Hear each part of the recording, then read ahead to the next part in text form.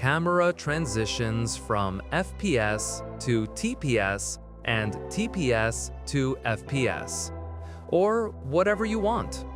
Let's learn.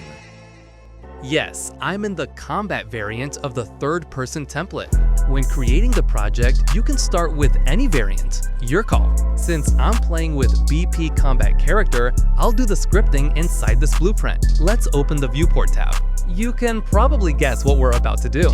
We'll have two cameras, one at eye level for FPS and the other pulled back for TPS. In the component panel, with mesh selected, I add a camera.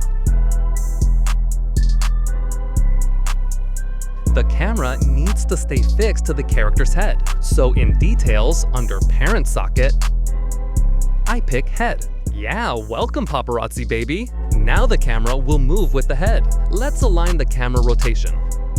Good, both face the same way. Let's go to the event graph. I add a key event to switch when pressed.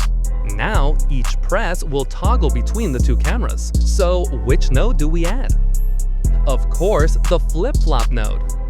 I drag the third-person camera and call Set Active off its alpha pin. I connect it to pin A and set New Active to True. I duplicate Set Active and plug the first-person camera into its target and set New Active to False. From the output pin, I set Use Controller Rotation View and tick it True.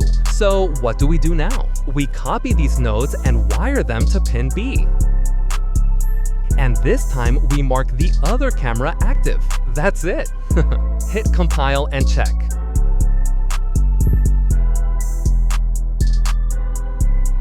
It works, but there's a problem. In the first-person camera, I can only look left and right. Let's fix it. With the camera selected, enable Use Pawn Control Rotation in Details. Try again.